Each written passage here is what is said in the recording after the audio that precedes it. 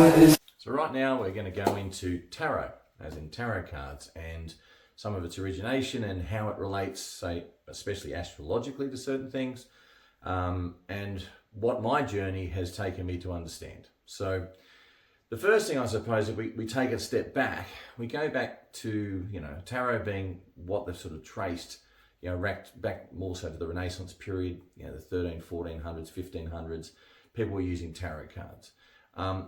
My interpretation is fairly simple, and I say simple, but it may have a bit of complexity to it.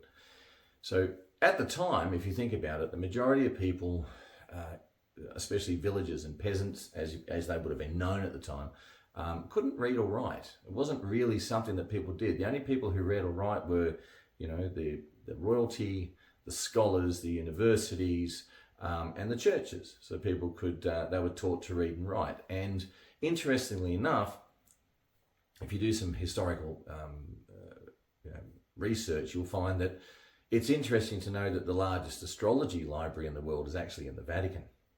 So it was very much used within the churches back then as a way of prediction, but also you could say, my opinion would be also to control the masses.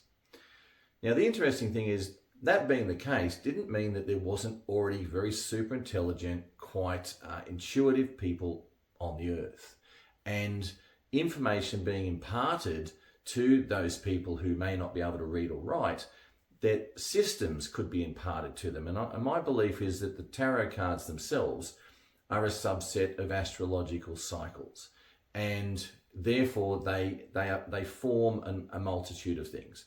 If you start with, and you think about it as picture form, so we're not talking about reading or writing or passing on information that way.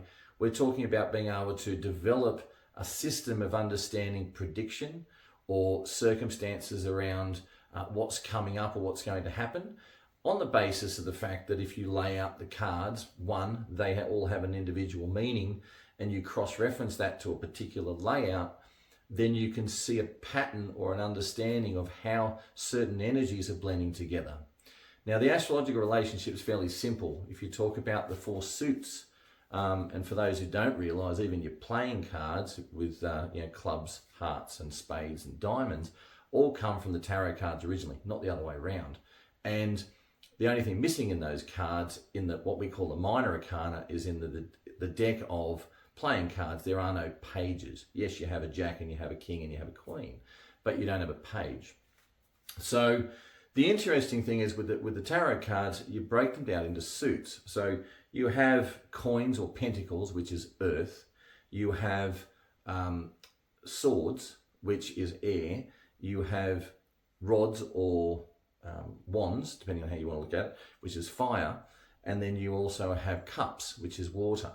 And they all indicate, fire, earth, air, and water, which is also spirit, earth being physical, air being mental or intellectual, and water being emotion or another form of spirituality as well, but primarily those sensitivities in water. So you're talking about the four suits, and they all start with an ace and they end with a 10. And in essence, an ace in any tarot deck represents the beginning or a new beginning of something, and 10 is the completion of that cycle. So each one is like a sub-cycle. So here is a cycle of the ace through to the 10 of the aspects within an emotional growth pattern, i.e. cups, in which you're going to go through at some stage in your life. Fire, the same sort of thing would be rods. So, your spiritual growth from the aces through to the 10, and so on all the way through. So with your physical and with your mental growth. And then you've got those, and you package those all in together, and then your individual people cards, so pages being children, knights being sort of men within that sort of, I would say 21 to 35 bracket, how I'd look at it now, kings being sort of kingly, sort of more, so a more mature man over 35 years of age, or a father, that type of thing, of each suit as again, and also the queens being the female gender. So anyone over 18, so primarily, in essence, you could say that the women mature a little bit faster than men, so we didn't need to put a knight in there as well, who's a little bit reckless. Sorry guys, but that's just the way it is. And the next thing is you've got what we call the Major Arcana Cards. And the Major Arcana Cards are from basically the Fool right through to the World. And this is the cycle of life. So you come into this world, you're born, and you are the Fool. And the first person you meet, the next card, is the Magician. And who's that? He's your higher self. So he's a spiritual part of you that is your guide and your spiritual guide. And then you meet your Earth Mother, the Empress. And then you meet your Earth Father, which is the Emperor, and so on and so on. And you go through this journey of understanding until you get to the end, which is the world, where you have worldly knowledge. And at that point in time, you start again. In essence, you're now back at the point where you've learnt one lesson or one cycle of your journey, and you're back at the Fool again. And you're actually starting with a new sense of growth and understanding and development you have to go through. So you put all those things together. Why would that be the case?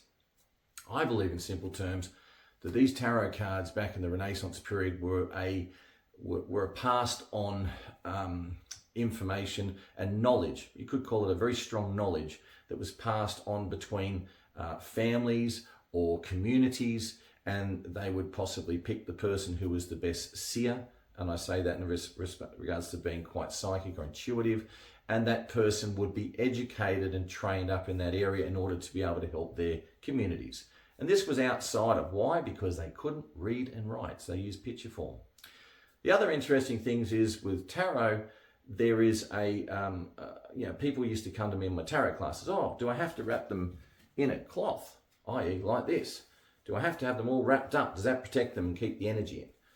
My answer to that is, I don't think in the 1400s they had little metal boxes and they didn't have lovely little cardboard boxes. And I would also suggest that those particular cards were all hand painted. They were symbolism that were all hand done. In essence, I would say, what better way to keep little kids out from destroying your cards, putting their grumpy fingers on it or anything, than to turn around and say to them, if you touch that, bad things are going to happen to you.